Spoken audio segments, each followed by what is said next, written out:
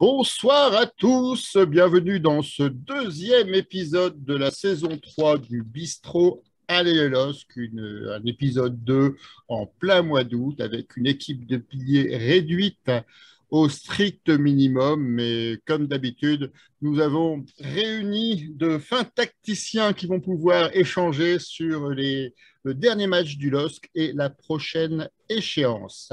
Vous savez que le Bistrot d'Aller le LOSC est l'émission, le podcast pour les supporters du LOSC, réalisé par des supporters et notamment par les Dogs du Net et le site Aller le LOSC. Vous pouvez intervenir donc en direct sur les commentaires de notre page Facebook du Bistrot d'Aller le LOSC et vous pouvez également nous voir en direct sur le groupe du site Aller le LOSC et vous pourrez à partir de ce soir nous revoir en différé sur notre page YouTube à laquelle je vous invite de vous abonner. Ce soir, pour évoquer l'actualité du club, nous avons deux piliers présents avec moi. Donc, tout d'abord, Christophe, le supporter des Dogs du Net de Villeneuve d'Ascq. Bonsoir, Christophe. Bonsoir à toutes et tous. Remarquez, je n'ai pas parlé du Japon ce soir. Je suis Non. resté très localisé Ouais, c'est vrai. sur la région. Et donc, un peu plus loin, donc présent avec nous, vous le connaissez maintenant, c'est Lorenzo, supporter du LOSC en Italie, qui représente la page Twitter Dogs Italia, si je ne dis pas de bêtises. C'est parfait, c'est parfait. Bonsoir, bonsoir à tous. Oui, oui, c'est Dog Italia sur Twitter et Instagram. Là, je peux le dire, après 5 6 mois, la communauté la plus grande de supporters du LOSC parce qu'on est déjà presque 200 sur les deux plateformes. Donc, bien, bien. Voilà. Ça, Je vous invite à vous y abonner si vous ne connaissez pas. C'est une plateforme de supporters lillois en version originale, en italien, c'est original, avec beaucoup d'informations et des analyses très intéressantes sur l'actualité du club. Donc, abonnez-vous et allez consulter ces différents médias. Au sommaire ce soir, nous avons donc deux parties. En toute première partie, nous reviendrons sur le dernier match du LOSC, Nantes-Lille. Les Lillois touchent la fond. Appelez ça eu égard à la solidité défensive du gardien de but adverse. Et en deuxième partie, nous analyserons finalement le prochain rendez-vous du club. Donc Lille-PSG, on a appelé ça l'été sera chaud. On fera le bilan des forces en présente. oui.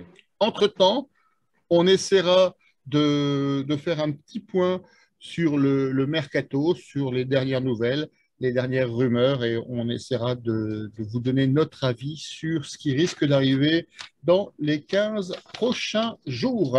Donc, vous êtes prêts? Oui, oui. Bien sûr, bien Alors, sûr. on aura peut-être, je dis peut-être parce qu'aujourd'hui, le casting de l'émission était un peu compliqué. On aura peut-être des invités surprises dans le courant de l'émission. Vous ne les connaissez pas encore, nous non plus, mais on les attend en tout cas. Voilà, je vous propose de passer tout de suite à la première partie de cette émission. Nantes-Lille, les Lillois touchent l'Afon. Alors, avant de laisser la parole à mes deux piliers du soir, je vais prendre la place de Monsieur Big Data. Je vais vous donner quelques statistiques sur ce match. Donc, vous savez que les deux équipes ont fait match nul un partout.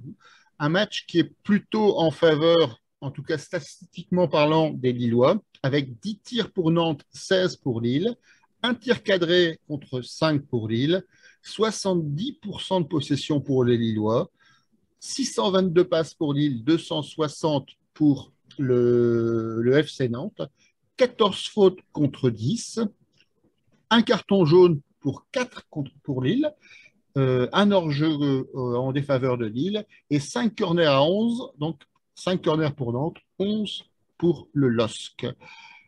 Comment pouvez-vous résumer ce match, Christophe? Peut-être qu'est-ce que tu en as pensé? Comment tu peux l'analyser eu égard à ces statistiques et eu égard à ce que tu as pu voir en direct sur les écrans de télévision? Moi, je ne suis pas trop stat, mais ça veut dire quelque chose les stats. Mais le match, non, le début du match était très brouillon. enfin, j'ai trouvé on voulait attaquer, mais il y avait beaucoup, beaucoup de ratés dans nos passes. Et on dominait déjà dès le départ. Dès le départ, on a dominé le match. Ça, c'est assez agréable, par contre. Mais beaucoup, beaucoup de ratés avec vraiment des passes en touche, des passes dans le dos. Enfin, voilà, c'était pas très beau. Et en contre, les Nantais, c'était très bouillant également. Donc, ça a mis un quart d'heure, 20 minutes à se caler, cette histoire. Après, les Nantais ont commencé à sortir un peu plus dangereux. Il y a d'abord eu ce tir sur le poteau avec un magnifique arrêt visuel de Jardim, parce que je pense qu'il ne pourra rien faire là-dessus. Il se retourne, Moses Simon, et il lui met un enroulé sur le poteau magnifique. Et dans la foulée, le but de Moses Simon sur corner, où bref, j'en reviendrai après. Mais du coup, après, derrière, ça a réveillé les Lillois qui je l'ai trouvé, ont joué plus juste par la suite. Alors, ils étaient très nerveux au début de match. On prend 3 jaunes quasiment tout de suite, avec les 2 latéraux qui se prennent un jaune et Fonte qui s'énerve et qui prend un jaune aussi. Donc ça, c'est con parce que Fonte, il est un peu coutumier du fait d'aller s'énerver avec l'arbitre. Il arrive en courant sur l'arbitre donc là, je pense que l'arbitre, dès qu'il voit arriver, il met carton direct. Alors que je pense qu'ici, il arrive en marchant, tranquillement, s'expliquant, ça passerait. Mais bon, voilà. Et donc, la mi-temps, on ne savait pas trop à quoi s'attendre après la mi-temps parce que vu qu'on avait plutôt bien réagi, mais on était nerveux. Les changements à la mi-temps sont très judicieux. Les 2 latéraux qui ont été changés, ça a vraiment amené tout à fait autre chose. Et la deuxième mi-temps, c'est une ultra grosse dénomination lilloise. Malheureusement, on a eu un grand Lafont en face, puis aussi un manque de réalisme, parce que si on voit le but d'Ismaili, lui, il ne tire pas à fond sous le gardien, il la met à ras du poteau. C'est beaucoup plus malin. Ah, c'est ça. Voilà, je pense que si le tir à bout portant, je crois que c'est David et qui tire à bout portant le gardien, non, vise un poteau. Mais bon, voilà. Et puis après, il y a eu cette frayeur de fin de match avec cette sortie lunaire de Jardim. Je ne sais pas ce qu'il était parti faire. À mon avis, il avait perdu quelque chose, mais il s'est clé ou je ne sais pas quoi. Et voilà, donc c'était assez catastrophique. Heureusement, on s'en sort bien là-dessus, parce que si on avait perdu là-dessus, franchement, ça aurait été la déprime. Et au final, ce match, on le sort avec la réaction de Fonte qui est assez juste en disant on a perdu 2 points, quoi. C'est con, on a bien joué, mais on a perdu 2 points. Alors, juste 2 remarques par rapport à ça. Effectivement, on a beaucoup tiré sur le gardien et pour battre un gardien qui s'appelle Alban, la solution, elle venait forcément des remplaçants, elle venait du banc lillois, c'était logique. Et je voulais juste faire la remarque, c'est que visiblement, Fonseca écoute le bistrot d'Alelos. Je vous rappelle que la semaine dernière, j'avais mis en flop la tactique de Fonseca qui avait trop attendu pour faire rentrer les remplaçants et qui nous avait coûté un fort relâchement et certainement le but contre Auxerre. Et cette fois-ci, il fait ses remplacements dès la 46e minute. Donc, visiblement, il a entendu le message. Enfin, je vous dis ça en toute modestie, bien évidemment. Lorenzo, comment tu peux nous analyser ce match, grosso modo, dans les grandes lignes, un peu comme l'a fait Christophe? Tu es d'accord avec son analyse? Oui, je suis d'accord, je suis d'accord. En plus, je peux vous apporter ce que disait le commentaire en italien qui était sur Sky Sport, le match de vendredi soir. Du coup, c'est ça disait ça, en fait. C'était une position du LOSC que, à partir de la deuxième mi-temps, selon moi, elle a joué beaucoup mieux. Mais j'avoue que même la première mi-temps, on a eu quelque chose. Et l'unique chose qui m'inquiétait un peu, c'était les 10 minutes après le but de Moses Simon, parce qu'après, là, on avait l'impression qu'on pouvait prendre le deuxième, même si ce n'était pas un match de 2-0 pour Nantes à la mi-temps. Mais là, on a eu 10-15 minutes qui m'ont un peu inquiété, même si j'avoue que en défense, même sans Botman, pour l'instant, moi, un des meilleurs du LOSC, selon moi, c'est Alexandro, dans le sens qu'il a de la physicité. J'ai l'impression qu'il est déjà plutôt, il a bien compris comment jouer avec Fonté. Donc, ça va, à part ces 10 minutes-là. Et à partir de la deuxième mi-temps, je pense qu'on a bien joué. Et ça se voit qu'il y a une idée. Il y a une idée derrière de l'entraîneur, comment on veut jouer. J'aime bien regarder lorsque je jouais comme ça, jouer au foot. C'est vrai qu'on n'a pas gagné, mais ça, vous voyez, c'est une égalisation qui sent un peu à victoire parce que tu dis, OK, il y a quelque chose cette année, on peut produire du bon jeu, mais gagner des matchs. Et à part ça, tu disais justement qu'il a changé les latéraux à la 46e. Et c'est ça qu'on demande à l'entraîneur, en fait. On demande qu'il prenne des décisions vite dès qu'on commence à comprendre qu'il y a quelque chose qui ne va pas. C'est les choses on disait à Gourvenec l'année dernière parce qu'il y avait des matchs qu'on sentait bloqués sur le 0-0, mais lui, il ne changeait pas. Après, je ne sais pas si c'est les cartons jaunes qui ont aidé Fonseca à faire les changements. Peut-être, peut-être. Je ne sais pas s'il aurait attendu 10 ou 15 minutes en plus. Mais franchement, bien. Ismaili, très, très, très bien. Il est déjà un peu dans le cœur des supporters du LOSC, même parce que je vois, il est beaucoup sur les réseaux sociaux. Il met like à tous les stories que le supporter il met en lui identifiant, hein, en lui postant des photos, tout ça. Donc, c'est bien. Et voilà, il a bien fait à changer les latéraux. On a bien joué. On pouvait gagner, mais on a égalisé. Mais je sens cette année qu'il y a quelque chose, donc je suis très, très, très content et très curieux de regarder déjà le match contre le PSG dimanche. C'est déjà un match entre les deux équipes que je pense ils ont joué mieux les deux premières journées. Je veux pas être exagéré, mais c'est déjà un très bon match à voir. Ouais. Alors, effectivement, le coaching précoce de Fonseca est certainement lié aux deux cartons jaunes reçus par les deux latéraux. C'est aussi par leur match, hein. D'un côté, on a Zedatka qui était, comment dire, un peu léger, il y avait un peu de mal contre les attaquants et notamment contre Moses Ouais. Simon. Et de l'autre côté, on a Thiago Diallo qui était un peu inexistant, notamment sur la contre-attaque. Donc, je crois que l'ensemble fait qu'il a effectivement voulu prendre le risque, notamment de faire rentrer Ismaili, parce qu'il est un peu court physiquement. Je crois il disait à ses coéquipiers qu'au bout de 10 minutes, il voulait sortir parce il n'y arrivait pas, en fait. Donc, c'est Je quand l'ai lu même. sur l'équipe Fonté, il a dit, après 15 minutes, il m'a dit qu'il voulait sortir. Je lui dis, allez, essayez à tenir encore un peu plus et il a marqué. Bon, donc ça va. Voilà. Alors, je vous avais promis des surprises, des invités surprises. Eh bien, on a Emeric qui nous rejoint. Alors, qui nous rejoint, il a coupé son micro pour l'instant. Donc, bon, bonjour Emeric. Alors, je vais te laisser Salut. je vais te laisser te présenter. Ce sera beaucoup plus simple, hein. Oui, mais je suis là donc à la demande. Je suis supporter du FC Nantes, donc pour parler un petit peu du match du week-end dernier. Et puis merci pour l'invitation. Merci à vous. Et merci de l'avoir accepté, parce que, comme tu vois, ce soir, on n'est pas très nombreux, et ça nous fait bien d'avoir du renfort d'un supporter adverse, parce que ça va nous permettre d'avoir ton analyse finalement sur ce match, et aussi peut-être on développera un petit peu plus tard, sur l'avant-match et ce qui s'est passé avant, avec notamment les infos qui Ouais. circulaient sur les recrutements possibles d'un joueur majeur du FC Nantes. Alors, Ouais. Emeric, comment tu as trouvé ce match au sens large? Comment tu l'analyses? On disait au début que les statistiques étaient plutôt en faveur du LOSC, mais qu'il y avait eu quand même des occasions à Nantes, au final, le match nul est peut-être regrettable pour Lille, mais qu'il n'est pas si mérité que ça pour les Nantais. Comment toi tu le vois avec l'œil du Canari? Mais moi, je pense que déjà, il y a eu deux, enfin pour nous, en tout cas, il y a eu deux périodes. Il y a eu la première mi-temps où on a été plutôt intéressant, il y avait des choses qui étaient assez intéressantes à voir. Et une deuxième mi-temps où on s'est complètement éteint et où le LOSC aurait pu, à mon sens, aurait pu gagner ce match. Ça aurait pas été du vol. Nous, en fait, on a ce problème où on a essayé de jouer comme quand on avait Randal Colomwani devant. Le problème, c'est qu'on n'a plus de profil à la Randal Colomwani devant. Donc, ben, c'est plus possible. Et on l'a vu là que ça manquait un petit peu de peps devant. Bon, du coup, on y reviendra, mais Ludovic Blas, avec tout ce qui se passait, il n'a pas fait son meilleur match, loin de là. Et quand un joueur comme ça passe à côté, ben, chez nous, ça fait désordre. Heureusement, on a eu une très bonne défense et un très grand gardien qui montre encore une fois qu'il est présent et qu'il est, pourquoi pas, aux portes de l'équipe de France. En tout cas, c'est ce qu'on souhaite, nous, bien sûr. Mais après, sur l'ensemble du match, oui, on a eu des occasions, mais je pense que s'il y a une victoire de Lille de 1, c'est pas complètement démérité non plus. Alors, sur ce match, justement, on en parlait. Est-ce que les infos, tu penses vraiment que les rumeurs, enfin les contacts même, on peut dire, entre Ludovic Blas et le LOSC, le fait il ait joué en tant que titulaire, malgré justement ces informations qui circulent au préalable, ça l'a déstabilisé pour ce match?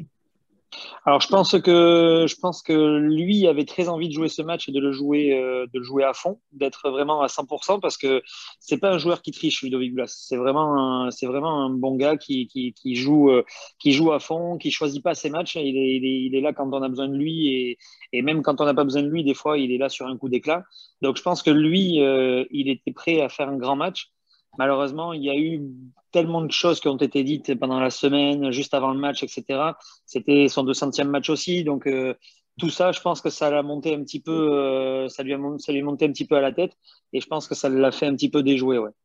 Alors, les piliers lillois, Ludovic Blas, Olosk, est-ce que vous y croyez encore, compte tenu du fait qu'il est joué comme titulaire, hein, c'est quand même un indice significatif, et puis des dernières déclarations d'Antoine Camboiré, mais surtout de Kita, qui annonçait qu'il était prêt à lui augmenter son salaire. Après, est-ce que c'est de l'intox ou pas? Est-ce que vous croyez encore à la possibilité de venir pour le Ludovic Blas? Christophe? Bah, perso, de moins en moins. Parce que, enfin, moi, ce que je pense, c'est que ce que dit Létang, sa communication, alors c'est important, c'est de la communication, mais c'est quand même important. Lui, il dit on a un effectif qui est complet et on est dans le confort de pouvoir rechercher les joueurs sans forcer la main, quoi, sans devoir aller trop élevé, quoi. Et ce que dit Kita, si j'ai bien compris, lui, 15 millions, ça ne lui va pas. Je pense que la dernière offre de lui, c'est 15 millions plus 2,5 millions de bonus. Et C'est ce a qui priori, circule, effectivement. Mais après, on ne sait voilà. jamais trop avec ces tractations qui sont toujours dans le sceau de secret. Ben ouais, mais bon, voilà, ce qui sort, c'est ça. Et Kita était plutôt à 20 millions. Et je pense qu'on n'ira pas à 20 millions, quoi. Je pense qu'on ne forcera pas. Et donc, si Kita reste sur cette position-là, et comme le dit Emeric, Blas, il y a bonne mentalité, donc il risque pas d'avoir récupéré, Nantes risque pas de récupérer un Blas qui va dire j'ai raté mon transfert, je joue mal, comme certains joueurs savent le faire, ou je fais mon boudin. Je pense que Nantes ne prend pas un gros risque à le garder. Ils ont une Coupe d'Europe, donc j'y crois de moins en moins. Lorenzo, tu y crois encore Moi, à moi, Ludovic c'est, Blas? moi, c'est le même. Moi, c'est le même dans le sens que même si vous le connaissez bien, c'est Fabrizio Romano qui, beaucoup de fois, il dit beaucoup de choses qui sont vraies au niveau du mercato. Il continuait à dire que bon, les contacts continuaient, il y avait des possibilités, mais c'était désormais il y a, je dirais, presque une semaine, 10 jours. Là, je pense que oui, je suis d'accord sur le fait que c'est de moins en moins, je le vois sous les couleurs du LOSC cette année. Le fait qu'il aille jouer, c'est pas bizarre. Moi, je reste de l'idée que si un joueur il a un contrat avec une équipe, il doit rester et jouer jusqu'au dernier jour, même si, je ne sais pas, le dimanche, il serait passé à Lille. Et, mais à part ça, je le vois pas arriver à Lille, même parce que on prend l'exemple, on est au 17 août, 16 août. S'il arrive le 20 août et on a 10 jours pour vendre Yaziché, par exemple, parce que c'est le joueur que plus ou moins il peut avoir le même profil, entre guillemets, ça devient un peu un bordel au niveau des sorties du club. Donc, je pense qu'ils vont rester comme ça.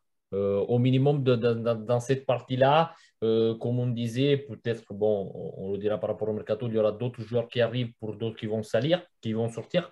Mais à part ça, je ne vois pas. En plus, je comprends Nantes. Ludovic Blas, c'est un joueur à 20 millions d'euros. Je suis d'accord sur ça. Et bon, le vendre à une autre équipe de Ligue 1 pour le renforcer, je ne sais pas. Une offre à 18 millions de la Bundesliga, de la Serie A, peut-être, mais une offre à 15 plus 2,5 d'une équipe de Ligue 1 pour la renforcer. Et bon, le FC Nantes, ce n'est pas le même sans Ludovic Blas. Donc, je peux même être d'accord avec ceux qui sont les choix sociétaires. Après, il faut voir l'esprit du joueur parce qu'il va rester au minimum 6 mois en plus. Après, je ne sais pas s'il y a un an. Et...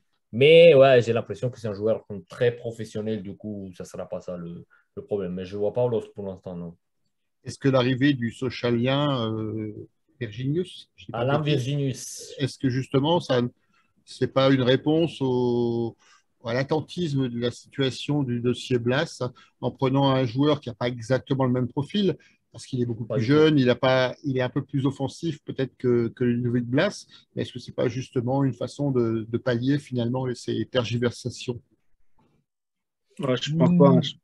Non? Pour moi, Virginius, on cherche de la vitesse. Et on n'a pas tant de vitesse que ça. On a Wea, je ne sais pas si on va le garder ou bien pas. J'ai l'impression qu'on ne veut pas garder Wea. Ça me fait chier parce que moi j'aime bien Wea, mais bon, je pense que c'est plutôt ça. Je pense que c'est plutôt de l'attaque. Aussi. Dans les cartons, il y a un départ de Wea, il y a G peut-être, mais ça, il y a G, il y a plus de dans le jeu, quoi. Et Virginius, je pense qu'il rentre plus dans les turnovers devant. pour chercher de la vitesse sur les côtés que de jouer au milieu de terrain, créateur de jeu. Alors, Aymeric, vous y croyez encore au départ de Blas ou vous avez été rassuré par les derniers propos de Vladimir Kita? Valdemar Kita, on n'est jamais très rassuré nous de ses propos. Enfin, pour tout dire, en vrai, on l'écoute qu'à moitié maintenant quand il parle. Mais après, Ludovic Blas, oui, on est toujours inquiet de son départ parce que bon, il y a eu plusieurs choses. Enfin, sur l'autre réseau, il y a eu pas mal de petites guéguerres entre supporters lillois et supporters nantais par rapport à ça justement, par rapport au fait qu'au départ, nous, on comprenait pas trop le choix de Ludovic Blas de venir à Lille. Mais après, c'est vrai que dans comment dire, à tête reposée, ben, il y a une structure plus intéressante à Lille. Il y a un projet sportif qui est plus intéressant aussi à Lille. Nous, le problème, c'est qu'on ne sait pas trop où on va. On le voit d'ailleurs avec ce mercato-là. On est européen, mais on n'a pas un recrutement européen et on n'a pas un recrutement qui nous permettrait même de tourner sur plusieurs tableaux. Donc, Ludovic Blas, je pense que c'est pas qu'une question de salaire. Je pense qu'il y a bien sûr le côté financier, mais est-ce que c'est ça qui va vraiment Il le prend retenir? combien maintenant à Nantes, Blas? Parce que j'avais pas lu ça. J'ai un truc 80, moi. Ouais, alors voilà, j'allais dire 80, 80, 90, ouais, mais je crois que on est dans ces eaux-là. Je pense que Lille est prêt à lui offrir beaucoup plus et que Nantes est prêt à s'aligner. Maintenant, bon, voilà, faut voir aussi l'environnement sportif et tout ça aussi qui va avec, quoi. Alors après, si Antoine Comboré est intervenu et a discuté avec Ludovic Blas, qui apparemment est le cas, peut-être que ça peut faire pencher la balance de notre côté. Mais si Antoine Comboré n'est pas satisfait, c'est un homme qui peut partir parce qu'on lui a promis des choses et qu'on ne lui donne pas. Donc si lui s'en va, bon, je pense qu'il sera honnête avec Ludovic Blas et on n'est pas à l'abri d'un départ. Ouais. Bon. En tout cas, ça bougera peut-être d'ici une quinzaine de jours, mais c'est un dossier qu'on continuera de suivre comme les autres dossiers du Mercato, sur lesquels on reviendra donc juste après ce passage sur le match contre Nantes. Je vous propose de passer maintenant sur un nouveau tour de table avec le traditionnel, les tops et les flops. Alors, pour les Lillois, ce sera les tops lillois et les flops lillois et les joueurs que vous avez remarqués du côté de Nantes, évitez, on l'a remarqué à la fond, c'est pas la peine d'en rajouter, essayez d'en trouver un deuxième éventuellement. Et pour Aymeric, ce sera les joueurs que tu as appréciés notamment à Nantes, ceux qui par rapport au match que tu vois habituellement, et les joueurs qui t'ont marqué finalement au LOSC. Alors on va commencer par notre invité, par Aymeric. Est-ce que tu veux commencer cette petite sélection? Ouais, pourquoi pas. Alors moi du côté, déjà parler du côté nantais, moi il y en a un que je trouve très intéressant et sur Twitter du coup on fait une émission aussi où on fait des débrief des matchs et ceux qui nous écoutent ont l'habitude de l'entendre. Je mets souvent Giroto moi dans les tops. Parce que c'est un garçon qui est toujours présent, c'est-à-dire que quand on fait un match pas bon du tout, lui est correct, et quand on fait un bon match, lui est souvent très très très bon. Donc je pense qu'il est un peu sous-coté, et moi j'adore Giroto et je le mets tout le temps dans le haut. Voilà. Après, sur ce match-là, je trouve que c'est un peu compliqué d'en sortir vraiment d'autres. On va peut-être parler aussi de Palois qui a fait un match correct, surtout pour nous en fait par rapport à Angers. Il a été donc le match d'avant, il a été beaucoup plus important Nicolas Palois qu'au premier match. Donc on l'a retrouvé, on va dire. Donc peut-être la défense, voilà, peut-être la défense à la limite. Est-ce qu'il va peut-être expliquer d'ailleurs les futurs flops lillois, mais on y reviendra tout à l'heure. Ouais. Et ensuite. Par rapport à Palois, moi j'ai reçu des messages de l'Italie, des gens qui m'ont dit non, mais je l'adore ce mec. Donc voilà. C'est la grinta, ça. Palois a beaucoup de fans au bistrot d'Allé-le-Losc, hein, je le confesse. Ouais. C'est un joueur qui a beaucoup de. Qui a l'hargne. On aime bien, ici, on aime bien les joueurs, effectivement, les joueurs de club, les joueurs, ce qu'on appelle de devoir, avec une grosse volonté, une grosse puissance, même si techniquement, par moments, ça ça sous-nage un peu, mais c'est vrai que ces joueurs qui ont beaucoup de cœur, souvent, on les aime bien et on n'aime pas trop d'ailleurs les affronter 2 fois par an, Ouais. c'est largement suffisant. Vas-y, Tactiquement, il est fort. Tactiquement, pardon? il est fort. C'est techniquement qu'il y a des problèmes. Oui, Tactiquement, ça Ouais. va. j'ai pas dit Techniquement, il y a des tactiquement, j'ai problèmes. dit techniquement, des fois, Ah, j'ai compris tactiquement. ça sous-volait. Non, non, tactiquement, il n'y a aucun sujet. Vas-y, Émeric, on t'a interrompu avec nos éloges sur Nicolas Palois, Ouais. mais qui sont très sincères, je t'assure. Mais j'en doute pas, j'en doute pas. Et puis après, voilà, au milieu de terrain, il y a un garçon qu'on aime beaucoup en général, c'est Chirivella, qui est un peu la plaque tournante du FC Nantes, qui a été un peu en dessous, un petit peu en dessous. Et justement, donc c'est pour faire la transition avec ce qui m'a plu, on va dire, au LOSC, c'est le milieu de terrain. Je trouve qu'on a été un petit peu mangé sur la bataille du milieu de terrain. On a un système de jeu aussi qui fait que on est souvent en infériorité numérique au milieu de terrain quand on se replace pas bien. Donc là, ça a été le cas contre Lille. Après, on savait que c'était tactiquement, ça allait être très compliqué parce que Lille, déjà, c'est très compliqué à jouer. Et là, depuis qu'il y a Paulo Fonseca, je pense que c'est encore autre chose. Il y a un aspect tactique qui est encore plus travaillé qu'avec Gourvenec, à mon sens. Après, ça, c'est vous qui êtes les plus à même de répondre. Moi, il y a un garçon à Lille que j'adore détester, en tout cas. C'est Benjamin André, qui est toujours, voilà, qui est toujours Rien à fidèle dire. à lui-même. Même s'il est un peu en dessous sur certains matchs, eh ben, il va être là pour embêter les équipes adverses, etc. Donc, voilà, moi, il y en a un qui me plaît beaucoup au LOSC, malgré que voilà, le fait que je n'aime pas ce joueur on va dire déjà que c'est un ancien Rennais, et il a pas C'est vrai. beaucoup de points positifs. Non, mais voilà, c'est un très, très bon joueur, et voilà. Et j'ai bien aimé aussi quand j'ai oublié son nom, qui est rentré, qui vient d'arriver là. Bailey. Alors Ismaili, bien sûr, ouais, voilà, très intéressant. Mais Bafodé non, Diakité, peut-être. Tu as quitté de l'autre côté? non, non, au milieu de terrain qui est rentré en deuxième mi-temps assez tardivement, mais qu'on connaît déjà dans le championnat. À la place de Je- Gomez, je- hein, Il y a Edmondson qui est rentré, il y a Yazici celui qui était à Rennes également, d'ailleurs, et Martin. Jonas Martin. Jonas Jonas Martin, Martin. c'est Jonas ça. Voilà, Ouais. Martin. il est rentré, ouais. Euh, Ah, oui. En fait, tu leur en repérais fait, que les Rennais, en fait. c'est un peu ça, ouais, aussi. C'est les frères ennemis, donc je suis Oui. obligé de les repérer. Non, mais je trouve que, alors, je dis pas que voilà que c'est peut-être le meilleur choix à Lille, mais je pense que quand il y a Benjamin André et Jonas Martin, ça peut être très intéressant dans la tenue de balle, ce qu'essaye de faire apparemment un peu Paulo Fonseca quand même, de garder le ballon assez souvent. Donc je trouve que ça peut être très intéressant de faire jouer les deux ensemble. Même si moi j'avais comment dire une très haute estime de Sheka à Lille. Voilà. Oh, je sais pas. Il a pas une équipe encore. Franchement, je commence à penser que ça a été une erreur de ne pas le signer pour 2 ans encore. Ouais. Franchement, Écoute, Moi j'adore Sheka. Moi je trouve que c'est un joueur qui est très intéressant, quoi. on l'aime tous ici. Je vais passer la parole à Lorenzo. Avant, je vais quand même vous lire quelques commentaires sur les réseaux sociaux. Il y a pas mal de monde qui est présent et qui commande. Alors, concernant les vues du match, donc on a Life qui nous dit n'oublions pas les grosses occasions de la première et notamment la tête à bout portant de Bamba. On évoquait les occasions lilloises tout à l'heure. Gros match des Lillois à l'extérieur contre l'une des meilleures défenses de la Ligue 1. C'est Gérard qui nous dit ça, qui nous dit également Alexandro fautif sur le but encaissé contre Auxerre et contre Nantes. On a également comme commentaire donc Virginius qui n'a pas le même poste, il vient concurrencer plutôt Bamba que le futur Blas, comme on évoquait tout à l'heure. Ensuite, au niveau des tops, on a Live qui nous dit en top, on a Ismaili, André, Cabella, flop, on a Jardim, Bamba, Diallo. On verra si nos piliers sont d'accord avec cette analyse. Florent parle de Moses Simon régulier et rapide. Olivier qui nous dit que le LOSC est surtout la grosse bête noire de Nantes ces dernières années. c'est incroyable ça. C'est incroyable. Tu as la série en cours, Lorenzo ou...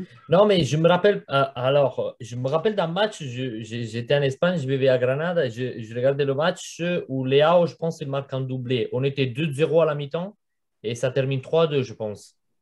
En deuxième mi-temps, on fait 3 buts et on gagne le match. Et c'est vrai que franchement, je ne sais pas pourquoi, mais Lyon et Nantes, c'est deux pelouses où normalement les choses ils se passent plutôt bien, ça fait des années. Bon, dès que moi je suis le LOSC, ça fait 8 ans et c'est deux matchs à l'extérieur où je suis plutôt confiant. Même l'année dernière, on gagne avec un but au nana et dans un match qu'on ne méritait pas du tout parce que Nantes avait joué beaucoup mieux que nous, mais on gagne quand même. Donc, voilà. Et Mike, tu te rappelles pas de la dernière victoire de Nantes à la Beaujoire contre Lille?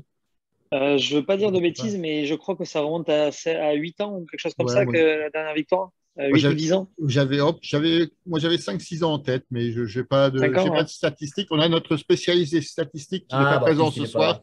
que tu connais, hein, c'est Baptiste. Mais bon, il nous rejoindra peut-être en fin d'émission, on lui posera la question. D'accord. Lorenzo, est-ce que tu veux nous faire part de tes tops et tes flops, hein? Alors, le top, c'est Ismaili et Kabela et le troisième maillot, les gars. Franchement, moi, je l'ai vu. J'ai dit, j'en ai acheté des maillots du LOSC, mais celui-là, un doré comme ça, franchement, c'est trop. Et comme flop, Mais tu je l'as pas encore dirais. reçu, le maillot, parce que c'est pas celui-là, hein. Celui que tu as, c'est celui Alors, de la le saison problème. dernière. Non, non, non, mais en fait, il y a un problème. J'en profite pour le dire. Je ne sais pas pourquoi, mais New Balance Italia, ils n'ont pas mis les maillots encore sur le site. Ça dit prochainement, mais pour l'instant, zéro. En plus, je n'aime pas parce que du site du New Balance ici en Italie, je ne peux pas floquer, ni mettre les sponsors, tout ça, ni le floquer avec le truc de la Ligue 1 parce que en gros, ils vendent que le stock New Balance du LOSC, qu'ils n'ajoutent pas les numéros, les joueurs, tout ça. Donc, soit je viens à Lille pour l'acheter, soit je commande directement du site de la boutique du LOSC et je le reçois ici en Italie. Donc, on verra. Mais le troisième maillot, franchement, c'est trop. Rien à dire. Sur le flop, je dirais, Zedatka, c'est vrai qu'il a beaucoup souffert avec Moses Simon, mais même Moses Simon, je trouve que c'est un joueur sous-coté pour la Ligue 1 parce que c'est un très, très, très bon joueur. Et il fait des matchs il sort des matchs comme ça, même avec des grosses équipes. Donc, voilà. Et je ne veux pas dire Jalot parce que Jalot, je continue à dire le pauvre, entre guillemets, il joue à chaque fois dans une position qui n'est pas la sienne. Et c'est 1 an et demi qu'il joue comme ça. Et il donne tout, mais il ne peut pas jouer là. C'est juste ça. Et même Goodmanson, il ne peut pas jouer là. Donc voilà, Ismaili, j'espère qu'il va être à 100% le plus vite possible parce qu'on a besoin d'un joueur comme ça. Et en plus, et je vous pose la question parce que c'est sûr que vous en connaissez beaucoup plus que moi, ça fait longtemps que je ne voyais pas un latéral gauche, un gaucher, avec cette qualité au LOSC. Je ne me rappelle pas le dernier. Je ne veux pas être méchant avec les autres qu'on a eus, mais de cette qualité-là, il est brésilien, du coup, c'est normal qu'il ait de la qualité dans son pied, mais de cette qualité-là, ça fait vraiment longtemps que je. Bon, moi, Sidibé, Sidibé, ah, c'est peut-être le dernier, oui. Avant plus, lui, il pouvait jouer même à droite, mais peut-être ouais, c'était le dernier. je pense aussi. Ah, moi, je veux pas tempérer l'euphorie ambiante sur ce joueur, hein, mais c'est vrai qu'on en parlait tout à l'heure. Il allait voir Fonte au bout de 10-15 minutes en lui disant qu'il était fatigué parce qu'il n'y avait pas le rythme, entre guillemets. Je n'ai aucun doute sur le fait qu'il va nous apporter grand-chose. La question, mais c'est est-ce qu'il pourra nous apporter suffisamment rapidement en sachant que finalement, si on est obligé de mettre Thiago Diallo à gauche, ça veut dire qu'on n'a pas confiance en Gudmundsson et ça veut dire que finalement, on n'a pas de solution derrière gauche à part Ismaili. Ah oui, ça c'est vrai. En préparation, on a fait jouer un jeune, il a tiré dans le but. Il met dans notre but. Oh. Regardez, je crois que ça s'appelle. Christophe, je te passe la parole sur ce sujet, justement. Donc, quelles sont ta sélection de top et flop? Je commence avec les flops. Jardim. Enfin, je parlais du premier but. On a vu des exploits de Lafont. Mais Lafont, sur des tirs à bout portant, il prend une option. C'est-à-dire qu'il part à gauche ou à droite, mais il ne va pas attendre que le ballon part. Jardim, si vous regardez l'action sur le corner, il attend que Simon vienne tirer dans le ballon pour dire allez, non, je pars du bon côté. Et tu seras toujours en retard, garçon. Moi, il désespère. Hier, sa sortie en fin de match, là, je pense qu'elle a montré dans toutes les écoles de cirque, parce que là, c'est quand même catastrophique. Le gars, il sort, mais il s'arrête au milieu, puis il regarde l'attaquant partir avec le ballon, il dit ah merde, trop tard, qu'est-ce que je fais? Il retourne dans mon but. Il hésite en plus à retourner dans son but. Mais sérieux, bref. On a un beau gardien, Chevalier, faisons-le jouer. Il faut que Chevalier apprenne le portugais, et non pas l'espagnol, comme j'avais dit sur le truc intérieur. Voilà. Et voilà, le flop, le gros flop. L'autre flop, c'est à l'extrémité inverse, Bayo. Bayo. c'est vrai. Et quand tu as une équipe qui joue technique avec un mec qui fait des contrôles à 5 mètres, ça ne va pas marcher. Il faut vraiment qu'il revienne au niveau. Je pense que c'est un manque de confiance ou alors c'est pas le jeu qu'il joue avant. Je pense qu'il faut qu'il s'y mette. Mais, euh, mais franchement, il est très pâteau. C'est le Est-ce que palois attaquant. Bayo, il est arrivé avant que Fonseca ou je me trompe? Non, il est Non, arrivé non, après. Il a été choisi par Fonseca. Alors, par Et contre, ça, c'est bizarre par voilà, contre, par hein, contre parce qu'il n'a pas eu de numéro 9 comme ça. La Roma, par exemple, il n'avait ouais. pas un numéro 9 comme ça. Mais il a non. fait quelques matchs amicaux, assez peu. Il est titulaire depuis les 2 premiers matchs. Par contre, moi, je retourne la question par rapport à la remarque d'Henrik tout à l'heure. Est-ce que s'il a été mauvais, est-ce que c'est pas simplement parce qu'il y avait Girotto et Palois qui ont été excellents en défense centrale nantaise? Je vous pose la question.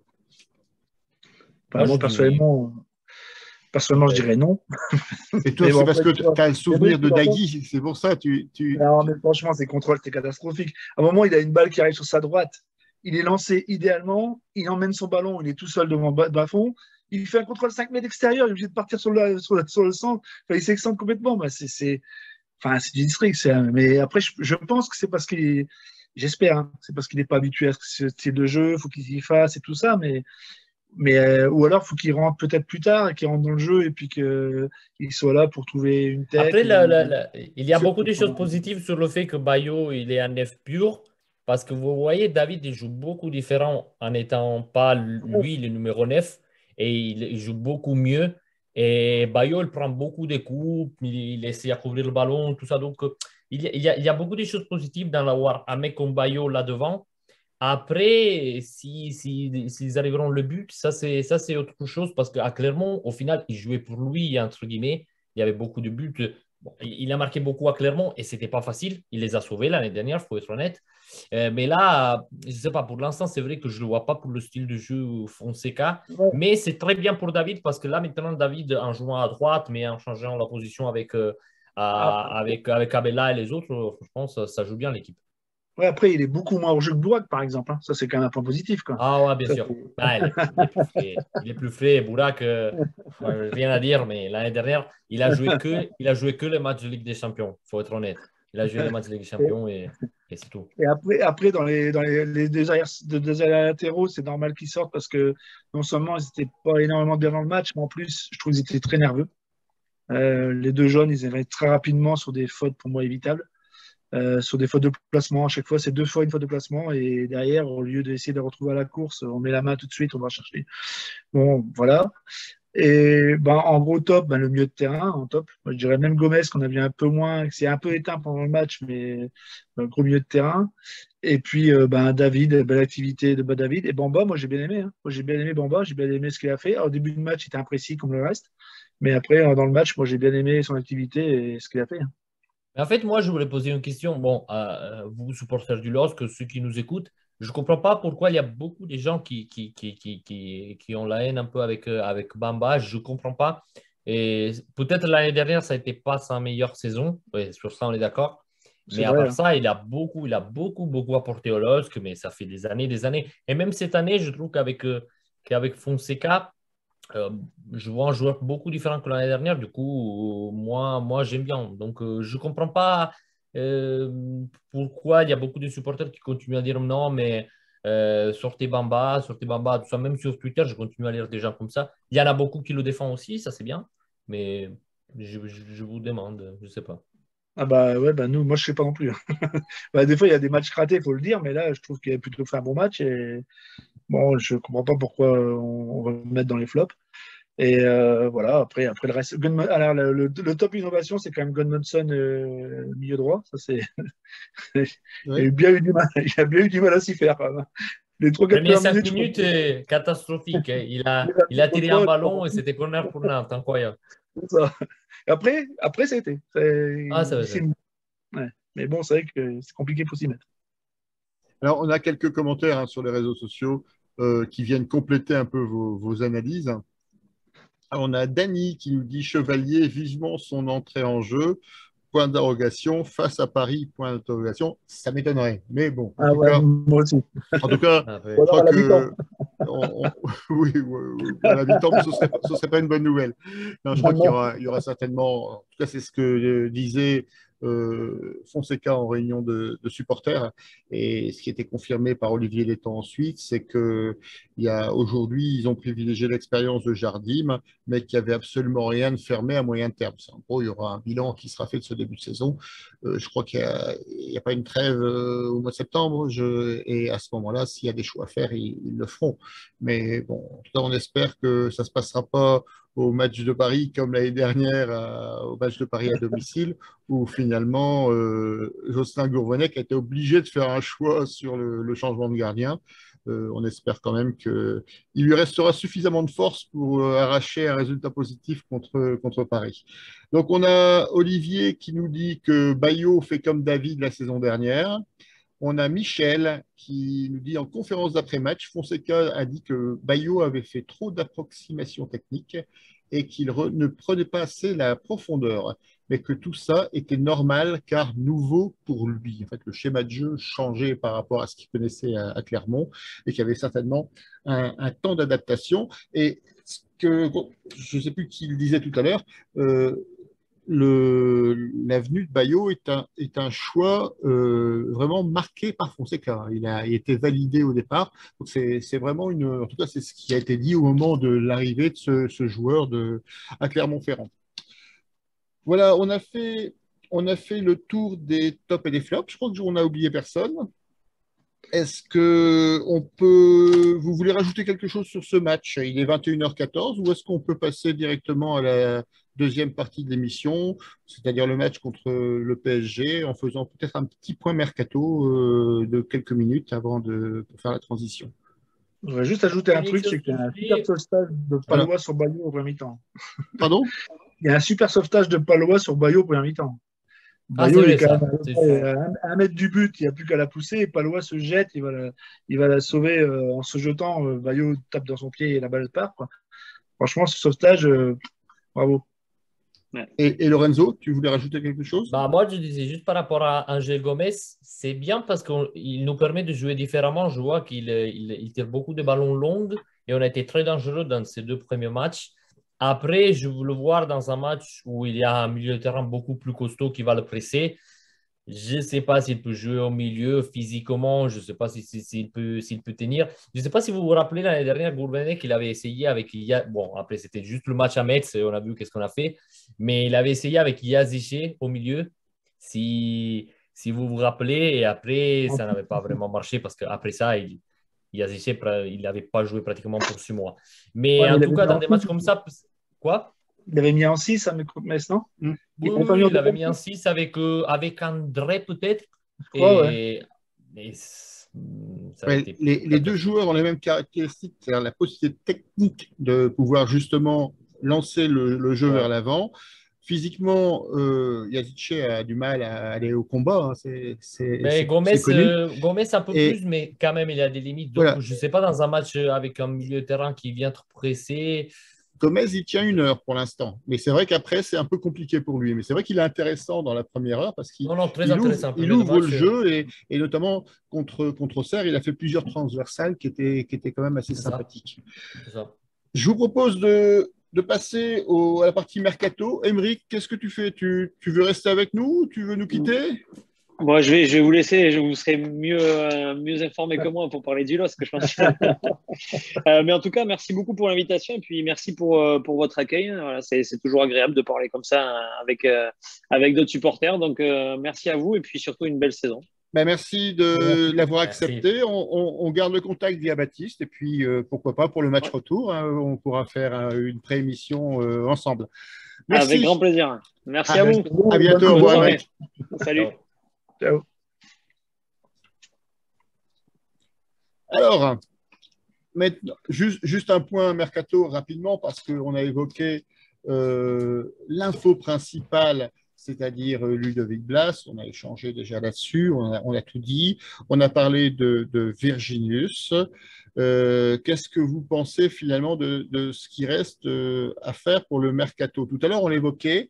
Est-ce que finalement la clé du mercato, c'est pas justement de pouvoir se débarrasser, entre guillemets, de joueurs sur lesquels on compte un peu moins, comme Liadji et Yazice, qui ont des salaires importants, et qui risque de ne pas avoir suffisamment de temps de jeu pour pouvoir rentabiliser ses salaires, même si, sur ce que j'ai pu lire, un joueur comme Yazici est plutôt apprécié par Paulo Fonseca, d'après ce qu'on peut entendre. Qu'est-ce que vous pensez de ça? Est-ce qu'il faudra attendre des départs pour des futures arrivées ou est-ce qu'on peut s'attendre à encore renforcer l'équipe malgré les déclarations, par exemple, d'Olivier Létang qui nous a dit qu'il ne voulait pas plus de 25 ou 26 joueurs dans l'effectif?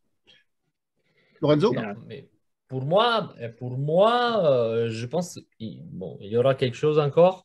Et franchement, Yazici, je trouve que, comme on disait, au niveau de la qualité, c'est bon, c'est un joueur qui a beaucoup de qualité dans ses pieds, surtout dans son pied gauche. Donc, je pense que bon, il est apprécié par Fonseca et s'il reste, je pense qu'il n'a pas utilisé jusqu'à maintenant parce qu'il ne savait pas s'il restait ou pas. Donc, il disait, je ne veux pas essayer de quelque Mm. chose avec un joueur que c'est pas sûr qu'il reste. Mais s'il va rester, selon moi, il va jouer. C'est pas comme l'année dernière. Par rapport à Liazi, par exemple, c'est un joueur que je trouve c'est un peu c'est incompris entre guillemets, on n'arrive pas à le comprendre. Il a beaucoup de qualités lui aussi.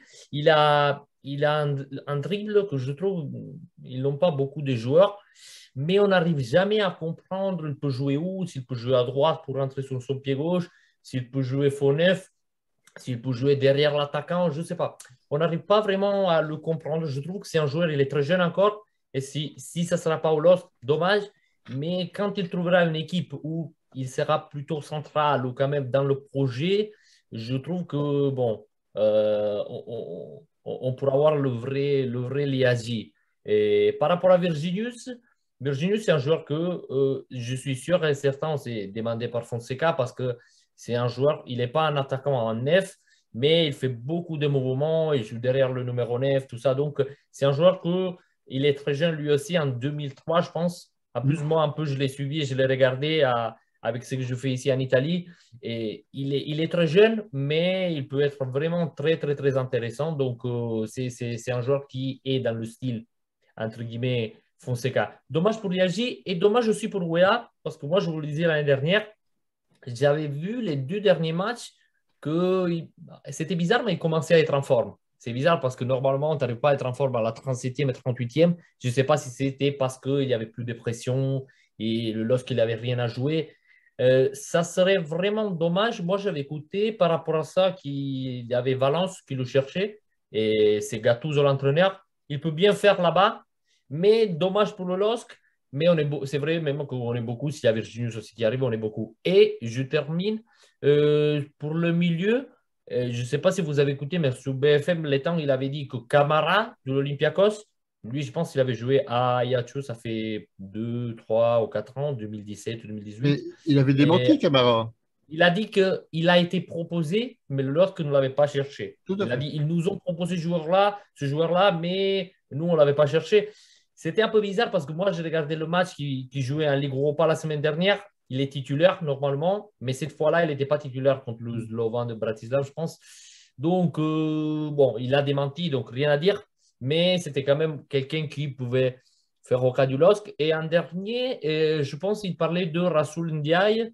C'est un milieu de Sochaux aussi. Mm. Et lui aussi, il est plutôt statique, entre guillemets, mais il a un bon physique, pied gauche, avec beaucoup de précision. Il peut jouer long. Donc, c'est toujours dans le style de ceux qui cherchent un peu Fonseca pour le milieu. Il peut faire un peu ce qui fait Angel Gomez, mais avec un physique un peu différent et un peu plus costaud. Donc, c'est quand même des joueurs qui sont, je pense, dans l'idée de Fonseca, de ceux qui cherchent et ceux qui veulent produire à Lille.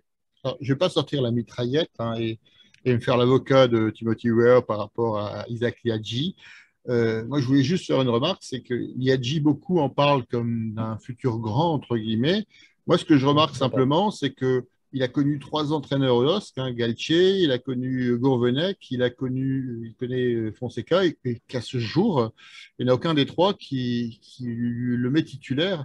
Avec Euh, Galtier, un petit plus. Il avait essayé à le mettre dans des matchs. Il avait Ouais, mais il n'a montré jamais quelque chose. confirmé, en fait. Non, jamais. Il a jamais confirmé.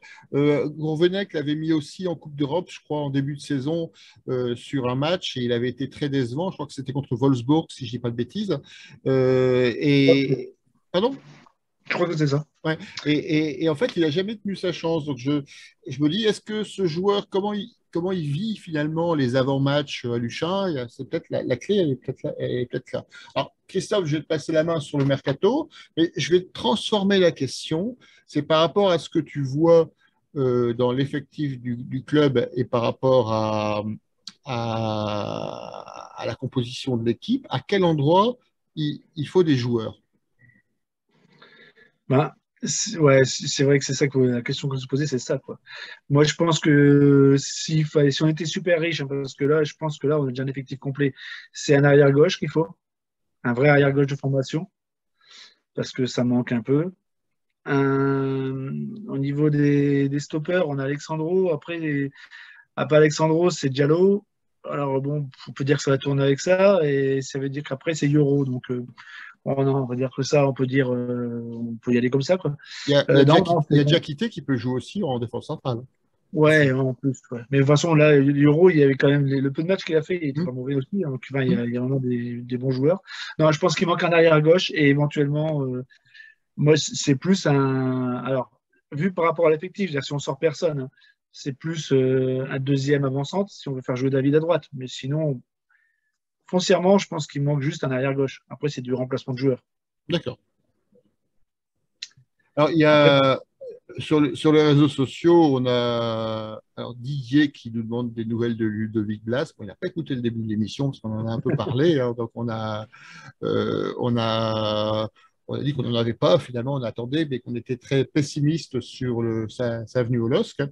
On a Leif Erikson qui nous dit qu'il nous faut des latéraux et en priorité, surtout à gauche, à moins qu'on joue avec trois centraux, Fonté, Diallo et Alexandro, et donc les deux pistons, un peu à la Lensoise, entre guillemets, mais on n'est pas parti là-dessus. non. C'est vraisemblablement pas le système de jeu. Et Pour dans ce cas-là, Michel, Gudmundsson, il marche bien, quoi. ouais, Avec trois centraux, Gudmundsson, ça marche. oui, puis dans ce cas, tu mets Goodmanson et Zedatka de l'autre côté, et et Et puis tu ça roule, mets hein. même, ouais, ou Ismaili qui Oui, vient. Ouais, Ismaili, bien sûr. Michel qui nous dit il faut à droite l'équivalent du trio Bamba, Cabella, Ismaili à gauche. Donc, je ne sais pas s'il sous-entend plutôt en défense à droite ou sur l'animation finalement offensive. Mais en tout cas, on note ça, remarque. Voilà, on a été bavard, il est Il y a 21h25. un homme juste que j'avais oublié, je le disais maintenant, je l'avais lu aussi, et c'était même, c'est toujours au milieu, il parle aussi de Aster Vranks, je pense que c'est un milieu de Wolfsburg. Oui, tout On à l'a vu fait, un jouer en Belge. Ligue des Champions, c'est un Belge. Et lui aussi, c'est dans les noms un peu qu'ils ont fait. Bon, ça, c'est les noms les plus, entre guillemets, concrets qu'on a lu dans ce jour-là. Donc, je pense qu'en milieu, ils vont le prendre quand même, hein, parce que Ouais. apparemment, c'est ça ce que. Il n'a pas démenti ça à l'étang, par contre. Sur Camara, il avait démenti le joueur, mais il a dit on cherche quand même un milieu costaud. Ouais, un physique qui peut donner un peu de répondant finalement quand il faut tenir le ballon au milieu de terrain. Tout à l'heure, notre ami Nantais nous parlait de Martin qui pouvait justement renforcer le milieu de terrain quand il était associé avec André. Et c'est vrai qu'il y a un troisième larron, ça pourrait effectivement être utile, même si on n'a pas la Coupe d'Europe à jouer. Il y aura beaucoup de suspendus, il y aura beaucoup de schémas tactiques. Et ça peut être effectivement très intéressant d'avoir quelqu'un en plus, dans la mesure où, bien sûr, où les moyens financiers le permettent. C'est bien aussi qu'un jeune comme Baleba ait du temps de jeu, quand même. On l'avait oublié, Baléba. On l'avait oublié. Moi, je l'ai jamais On a vu. notre troisième milieu de terrain. Ouais. Oui. On l'a peu vu jouer, mais effectivement, ça peut être une. Merci de le rappeler. Je l'avais complètement zappé. Il a que, Fonseca, il a dit qu'il était impressionné par lui à l'entraînement. Il a dit, franchement, Il a j'ai trouvé un joueur que. Il en avait dit tellement de bien qu'on était persuadé de le voir titulaire contre Auxerre. Et la surprise, c'est qu'il avait choisi plutôt Angel Gomez, alors Angel qu'on Gomez. s'attendait vraiment. C'était l'occasion rêvée de faire démarrer Carlos Baleba. Bon, il est rentré contre Auxerre. Je crois il a un bon avenir devant lui. Et ça peut être effectivement une solution de complément si on n'arrive pas à trouver un joueur costaud, entre guillemets, tel que le décrit Olivier Létang. Ça peut être la solution, peut-être à l'intérieur du club déjà. Ouais, c'est très bien. Bon, je trouve très bien. Alors, je vous propose de passer à la deuxième partie de cette émission. Donc, on va essayer d'analyser l'avant-match Lille-PSG. J'ai appelé ça L'été sera chaud, SHO. W. Un PSG qui a l'air en pleine forme cette année, hein. D'habitude, il y a beaucoup d'atermoiements avec C'est cet pas bizarre voilà, avec l'entraîneur qu'ils ont. Oh, on en reparlera avec un amoncellement de stars finalement qui semble avoir trouvé finalement son maître d'œuvre en la personne de Christophe Galtier. Donc après, il faut relativiser, hein. Il y a eu une première victoire, je parle pas je parle pas du trophée des champions qui est pas très important sur le plan de la saison, sauf bien sûr quand c'est le LOSC qui le remporte en battant le Paris Saint-Germain, hein. Mais bon, là, en l'occurrence, on va rester sur les 2 matchs de championnat. Un 5-0 à Clermont, qui nous laissait un peu sur notre faim. On se demandait qu'est-ce qu'il y avait un peu en face. Et puis là, un 5-2 contre Montpellier, qui démontre qu'offensivement, le potentiel est là, hein, surtout qu'ils ont pu jouer avec leurs 3 stars en attaque, même si qui avait l'air de, je ne vais pas dire de s'entendre, mais en tout cas, sur le plan des statistiques, il y a eu 20 tirs parisiens contre 7 Montpelliérains. Il y a eu 10 tirs cadrés contre 4 pour Montpellier, 59% de possession pour Paris, 611 passes contre 425. On a eu 15 fautes contre 18, donc un match assez haché quand même, hein, entre les deux équipes, hein, et 11 corners à 0 pour Paris. Donc on a une domination assez nette des Parisiens, 5-2 avec notamment un but anecdotique à la dernière minute de Montpellier. Donc, on a un potentiel offensif qui est impressionnant entre Neymar, entre Lionel Messi et Kylian Mbappé. Alors, face à cette armada finalement offensif qui a l'air d'aller dans le bon sens, même si on a pu voir dans la semaine une espèce de penalty gate là, qui a animé un peu les rédactions de la presse sportive. Comment on peut gérer ce match contre un Paris Saint-Germain qui a l'air d'être très gourmand cette année? Si vous étiez Paulo Fonseca, comment vous prépareriez ce match? Est-ce qu'il faut les attendre? Est-ce qu'il faut au contraire essayer de leur rentrer dedans? Qui veut commencer? Allez, Christophe. Christophe. Voilà. Bah, moi, je connais pas beaucoup ce Paulo Fonseca, je découvre, hein. Enfin, j'avoue, mon ignorance. Mais son principe de jeu, des matchs de préparation comme les matchs de championnat qu'il a fait là, c'est d'avoir le ballon. Donc, je pense pas qu'il va oublier ses principes pour un match. Alors, je sais que c'est ce qu'a fait Galtier dans le passé avec Nice, hein. C'est qu'il faisait des matchs offensifs, sauf contre Paris, ils étaient 10 derrière. Mais je pense pas que ce soit dans la mentalité, c'est pas ce qui a été bâti. Je pense pas, je l'espère pas, parce que genre de match, c'est pas là on joue pas notre championnat sur le match contre Paris. Donc autant jouer comme on veut jouer et puis et s'adapter bien sûr à la partie. Je veux dire, j'ai vu un peu du match le Paris-Montpellier, j'ai regardé 25 minutes, une demi-heure avant que ça m'énerve. J'ai regardé un très bon film d'ailleurs après, mais bon. Et du coup, j'ai vu quand même un Neymar étincelant. Bon, toujours aussi con, il n'a pas changé, hein, ça je vous rassure. Toujours en train de foutre des coups et puis de se plaindre en se roulant par terre. Enfin, très très énervant. Mais au ballon, il est revenu en forme. Et donc, on sait qu'on va avoir des joueurs qui tiennent le ballon en face. Soit nous, on essaie de jouer au ballon, et donc ça veut dire qu'on va essayer d'avoir des joueurs assez hauts pour que quand on sort le ballon, on puisse jouer. Parce que Montpellier, eux, ils étaient très bas. Donc, ils sortaient le ballon, ils étaient 2. Donc, à 2, bon, contre 5 Parisiens avec des Kipembe et tout ça, en plus qui ont le droit de vie et de mort sur les joueurs dans le championnat de France, hein. Je vous rappelle, Kipembe peut tuer quelqu'un, il y avait un jaune, s'il y a du sang. Non, mais c'est. Donc, ils peuvent pas jouer à 2. Donc, moi, je pense qu'il faut jouer volontairement un peu haut, quitte à se mettre en danger, essayer de récupérer le ballon le plus haut possible et faire un peu ce qu'on a fait là contre des équipes un peu plus faibles. Donc on sait qu'on ne va pas jouer tout à fait aussi haut parce que de toute façon, Paris sera plus fort, surtout que vous avez un très bon milieu de terrain. Mais bon, il faut quand même toujours essayer de se projeter, toujours essayer de garder le ballon le plus haut possible et surtout de garder le ballon justement. Bon, après, il y a quand même un élément qui m'embête dans ce match, c'est que ça Turpin l'arbitre. Et Turpin, ça fait quelques années que c'est devenu l'arbitre des stars, donc c'est un peu chiant. Ouais, mais sur les derniers matchs, il nous a pas trop mal réussi. Et je pense notamment au match à Lyon, il a plutôt été dans l'autre sens, hein. Ah, c'est vrai, ce coup-là, ouais. Mais le match qu'il avait fait à domicile contre je ne sais plus qui, c'était Brest, je crois, ou c'était catastrophique. Il y a des stars à Brest. Ouais, c'est ça, c'est pas les stars. Non, c'était pas Brest. Il ne s'est pas venu à l'île Brest. C'était, je ne sais plus qui c'était. Enfin, bref. Mais bon, non, j'ai peur qu'ils rentrent un peu dans leur jeu. Enfin, on verra bien.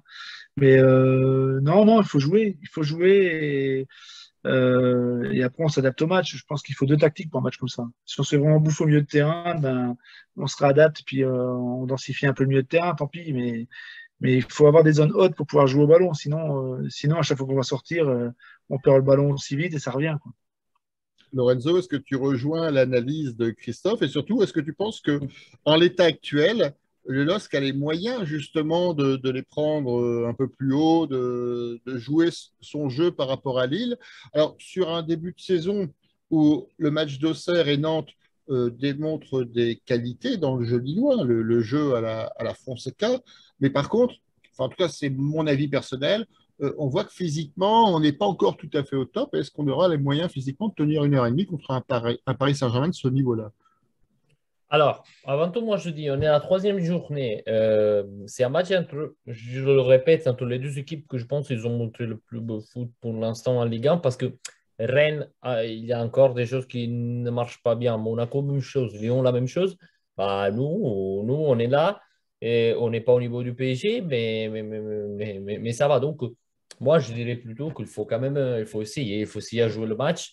Fonseca, je pense que dans son idée, il trouve inutile, et je suis d'accord sur ça, de se mettre derrière un peu comme il a fait Montpellier, parce qu'au final, même si tu défends bien pour 40 minutes, au final, tu prends 5 buts, donc ça ne change rien du tout.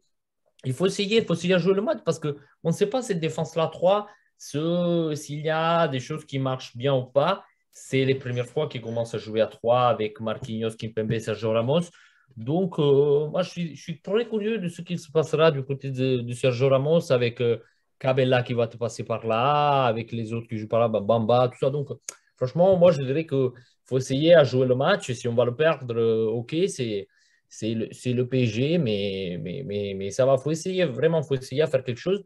Je trouve que ça ne sera pas un match comme celui-là contre Nice de l'année dernière, le 0-4 après 40 minutes, parce que c'est plus le même LOSC que Galtier connaissait. Avec Fonseca, ça joue totalement de manière différente.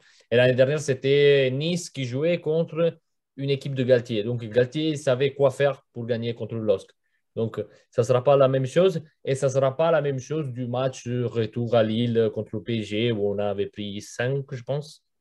Et en plus, le PSG, il était très énervé, un peu entre guillemets, parce que bon, on avait gagné le titre l'année dernière, donc il voulait montrer quelque chose à Moa et ça va. Mais ça sera un match différent, mais vraiment une très bonne affiche pour une dimanche soir, troisième journée de Ligue 1. Faut, vraiment, je suis très curieux de voir le match et faut rentrer bien et il faut essayer à faire un match style Ligue des Champions l'année dernière et on verra ce que ça donne. Alors, on a beaucoup d'avis sur les réseaux sociaux, des avis qui vont dans le sens de ce qu'on vient de dire, et même des commentaires, moi, qui me font plaisir. On a Leif Erikson qui nous dit qu'il faut leur rentrer dedans. Et on a Michel en dessous qui nous dit, bah, juste ce que tu disais, les trois défenseurs centraux, donc surtout Marquinhos, n'ont plus l'habitude de défendre. Et il faut aller les chercher haut pour les pousser à la faute. D'ailleurs, si on va dans ce sens-là, on s'aperçoit qu'avec un Montpellier ultra défensif, ils en prennent quand même deux. Ils prennent quand même 2 buts. Ça démontre que, comment dire, défensivement, ils n'ont pas encore les réglages qu'ils devraient avoir pour pouvoir prétendre au maximum dans leurs échéances européennes.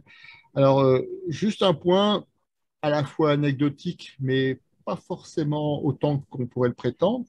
Comment vous analysez les altermoiements, ce qu'on a pu lire entre Kylian Mbappé qui aurait été vexé de rater son penalty, Neymar qui tweet, qui like des tweets, qui le propose en tant que tireur principal de penalty.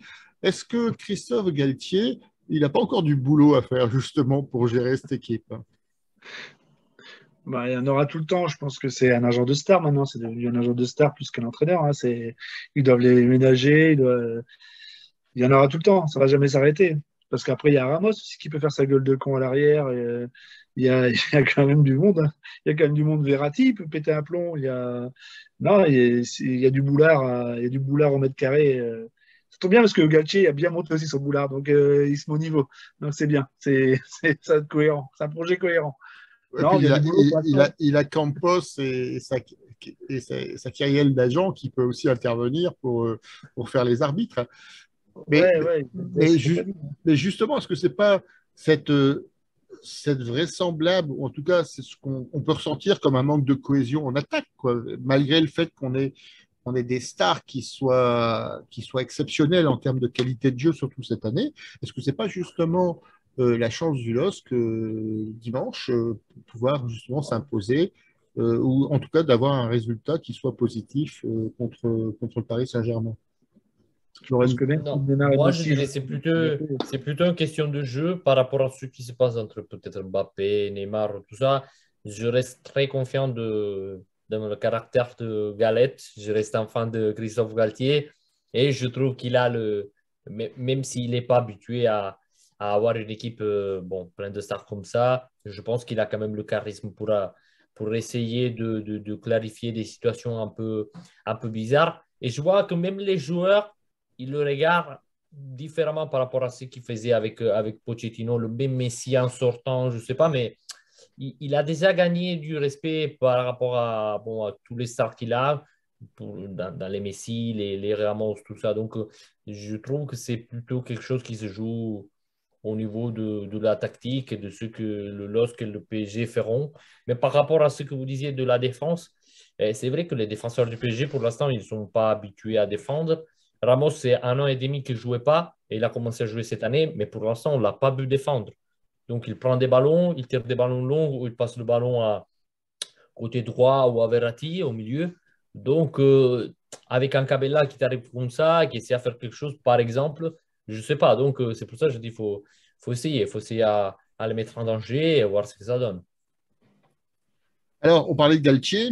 Il y a, il y a des débats sur les réseaux sociaux, sur Twitter notamment. C'est comment faut-il accueillir Christophe Galtier? Alors, on a différentes catégories de supporters. Certainement une majorité avec un certain respect, c'est-à-dire l'applaudir, saluer en tout cas.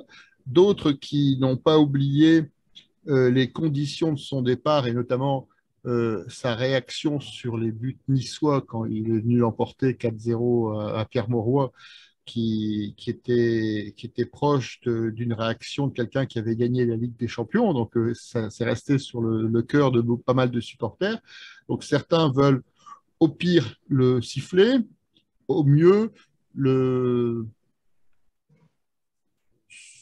pas avoir de réaction finalement, ne pas réagir. Comment vous réagirez dimanche quand on annoncera le nom de Christophe Galtier au micro de François, notre speaker favori? Christophe. bon, moi, perso, c'est plutôt l'indifférence parce que, en effet, j'ai pas apprécié du tout ce qu'il a fait l'année passée et même ses déclarations par la suite, hein. Puis Nice, c'était son club de cœur, qu'il est parti, qui est parti à tout prix pour ce club de cœur. Un an après, il est à Paris. Bon, je pense qu'il a un peu changé. Voilà. Donc, non, je sifflerai pas, mais ce sera l'indifférence, le calme absolu. Lorenzo, si tu étais j'allais dire à Mauroy, si tu étais au Décathlon Arena dimanche soir, comment Ouais. tu accueillerais Christophe Galtier? Je sais pas, moi je reste de l'idée que Christophe Galtier a quand même fait quelque chose d'incroyable pour le LOSC. Il nous a permis de faire quelque chose d'historique. Il y a beaucoup de gens qui continuent à parler de ça, du titre qu'on a gagné, de cette équipe entraînée par lui. Donc, j'arrive pas à avoir quelque chose contre lui.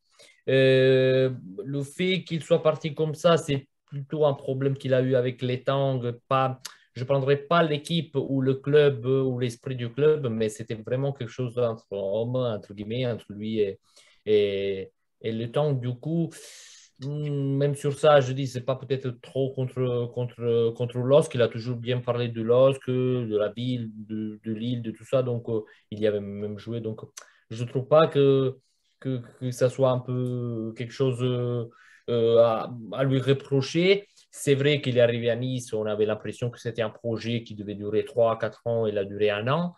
C'est même vrai que dans ta carrière, s'il y a le PSG qui t'appelle, lui c'est le premier qui l'a dit en conférence de presse de présentation, c'est des problèmes que tous les entraîneurs veulent avoir, de savoir si je mets Neymar, Mbappé ou Messi. Donc, à un moment donné, c'est plutôt quelque chose qui va dans la vie professionnelle de quelqu'un. Je ne me rappelle pas, et ça j'avoue que peut-être je l'ai oublié, de comment lui, il avait fêté les buts du Nice l'année dernière.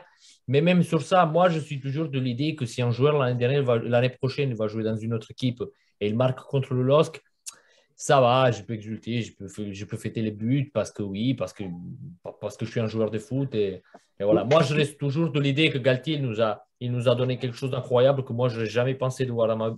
Je ne dis pas dans ma vie, mais à l'instant avec le PSG des Qataris maintenant, du coup, j'arrive pas à avoir quelque chose contre lui. Peut-être c'est parce que je suis ici et je ne suis pas à Lille, je ne vais pas au stade tous les dimanches. Peut-être c'est pour ça. Mais j'arrive pas, j'arrive pas. Franchement, Alors, Galette, ça reste Galette. tous les joueurs qui marquent contre leur ancien club n'ont pas une réaction, ont parfois des réactions un peu neutralisées, un peu discrètes, Ouais, entre c'est vrai guillemets, ça. Après, je ne respectueuses. le comprends pas. Hein. Et c'est vrai que Non Christophe plus. Galtier, notamment sur le quatrième ou cinquième, ce qui était refusé, je ne sais plus, il a eu une réaction qui a vraiment un peu choqué Ouais. les supporters. Et d'ailleurs, quand on regarde les quelques réactions qui ont lieu en ce moment sur le chat depuis qu'on aborde le sujet, c'est-à-dire depuis 3-4 minutes, hein, elles sont nombreuses et elles sont totalement diversifiées. On a Florent qui nous dit avec les honneurs, donc, qui est dans la première option. On a Leif qui dit il ne faut rien faire pour Galtier et Sanchez, restez neutre. On a également euh, Dany qui nous dit Galtier a manqué de respect l'année dernière. Jean-Michel, il faut l'accueillir comme on accueillerait Ouais, un c'est- capitaine de navire qui a quitté son poste en voyant arriver le naufrage. Et, et il conclut siffler sans aucune hésitation. Ah, j'ai vu. Et, et Michel qui conclut, et je pense qu'on va reprendre cette conclusion, poussons notre équipe, Ouais, je le suis reste, d'accord. c'est du blabla, indifférence. Je suis Voilà. très d'accord. C'est pour ça la différence, c'est bien. Voilà la différence. Et puis ça nous permettra de citer Gilbert Bécaud et pour cette chanson, donc la différence, hein, je précise parce que vous pouvez tous aller chercher sur YouTube et vous pourrez découvrir, si vous ne le connaissez pas, Gilbert Bécaud dans ses principaux tubes. Voilà, euh, on arrive à la fin de l'émission. Il est 21h44. Peut-être simplement, à la fois pour vous et pour les réseaux sociaux, rapidement, un tour de table, vos pronostics pour dimanche. Alors allez-y, dépêchez-vous sur les réseaux sociaux. Vous avez 1 minute pour vous donner vos pronostics. On va commencer par Christophe. Qu'est-ce que tu vois avec le nom du buteur lillois notamment? Moi, je dis. S'il y en a. Moi, je vois une défaite 4-2. Les buteurs lillois. André et David. D'accord. Lorenzo? 2-1 pour le LOSC, Cabella, David. Et de l'autre côté, bah, je ne sais pas, mais Messi, je pense il va le mettre un but à Mauroy. Voilà, moi je vois aussi une belle victoire du LOSC avec, je vais juste citer le nom du buteur, c'est pour vous montrer que aujourd'hui, ce soir, j'aurais fait un sans faute. Je vois un but de Kylian Mbappé. Et les buts lillois, c'est n'importe qui, je m'en fous. Je les prends. Alors voilà, on a des pronostics, ils ont été très rapides sur les réseaux sociaux. Live qui nous fait 2-1 pour le LOSC. Florent, Hein. 1 partout, but de Cabella. Dany qui nous prévoit une victoire. Michel, 2 partout, Bamba Bayo. Et Life qui nous parle qui avait dit 2-1 pour le LOSC et qui nous cite David, Cabella et Mbappé. Kylian. Voilà, nous Kevin. avons terminé cette émission. Donc il est 21h46. Hein, nous avons bien occupé le terrain, donc malgré le fait que nous soyons peu nombreux ce soir, hein, on sera beaucoup plus nombreux la semaine prochaine. C'est le retour des vacances, c'est le retour des piliers d'aller le LOSC et on pourra évoquer à la fois les résultats de ce match contre le PSG, ce vrai test, hein, même si on l'a dit tout à l'heure, peu importe le résultat, finalement, si on prend des points, ce sera des points en plus par rapport au tableau de marche, mais c'est l'occasion de nous étalonner et c'est l'occasion peut-être pour, le jeu finalement de Paulo Fonseca de s'étalonner et de voir jusqu'où on peut aller finalement dans cette volonté offensive. Donc on attend ce rendez-vous avec beaucoup d'impatience. On débriefera mardi prochain à 20h30 et on parlera également du match suivant pour le LOSC qui est un déplacement à Ajaccio, donc le vendredi suivant. Donc, merci Lorenzo de ta disponibilité. Merci à vous. Je vous rappelle de suivre la page Dog Italia, en plus, soit sur Twitter, soit sur Instagram. Sur Instagram, il est terminé aujourd'hui parce que moi, je fais le sondage à chaque début de semaine sur le dog de la semaine. Et donc, bon, sur Instagram, il est terminé, mais sur Twitter, vous avez encore jusqu'à demain soir. Il y a entre les trois, Ismaili, Kabela et David. Pour l'instant, il y a 19 votes et Ismaili et Kabela qui sont… C'est un duel. Donc, vous avez le temps jusqu'à demain pour voter et après… Je le mettrai en story et sur Twitter demain, c'est qui le dog de la semaine. Première journée, c'était Jonathan David la semaine dernière. Donc, on va voir cette semaine-là. Et merci, comme à chaque fois, pour l'invitation. Et il le vend très bien. Et il le vend très bien. Allez-y, allez voir ses comptes. Pas besoin de parler italien, tout est compréhensible. Le langage du LOSC est universel. Merci Christophe. Et je termine en beauté quand même. Merci Christophe pour ta disponibilité également. Ouais, merci à tous et à toutes. Et moi, j'ai rien à vendre. Voilà. J'ai pas de site. Bon, j'ai rien, j'ai que dalle, mais ouais. Voilà. Moi, je voulais remercier, outre les piliers du bistrot qui étaient présents ce soir, tous ceux qui ont failli être présents. Je voulais remercier également Aymeric, on ne l'a pas cité, donc Aymeric, supporter nantais, qui est venu au pied levé pour nous donner des informations sur son club. Ça fait 2 semaines finalement qu'on reçoit un supporter adverse. Je crois que c'est quelque chose qu'il faudra qu'on travaille parce qu'à chaque fois, les avis sont éclairés. Et puis, on a de la chance parce que ça fait 2 fois que nous avons des supporters adverses qui sont de qualité, en tout cas qui ont une analyse très fine de la situation, très fine et très objective de la situation. Donc, c'était très enrichissant. Donc, merci à tous les internautes qui nous suivent régulièrement, qui nous ont suivis ce soir, qui ont réagi sur les réseaux sociaux. Donc, merci à vous. Vous pouvez nous retrouver donc mardi prochain à 20h30 et le replay de cette émission sera disponible sur la page YouTube du Bistrot d'Alé-le-Losc à laquelle je vous invite de vous abonner. Moi aussi, je vais vendre quelque chose, il n'y a pas de raison. Abonnez-vous sur la page YouTube. Vous pouvez également vous abonner. On a créé une page TikTok. On va essayer de mettre du contenu là-dessus. C'est un peu compliqué parce que on n'a pas 12 ans, donc il va falloir effectivement trouver un ton et c'est pas simple. Mais en tout cas, on vous réserve aussi des surprises avec TikTok, notamment au niveau des invités. On en reparlera certainement dans les prochaines semaines. Donc, merci beaucoup. Je vous souhaite une très bonne semaine en tant que supporter lillois. Et comme chaque semaine, on conclut cette émission par un Allez le LOSC. À bientôt. Salut, ciao. À mardi prochain. Ciao, ciao.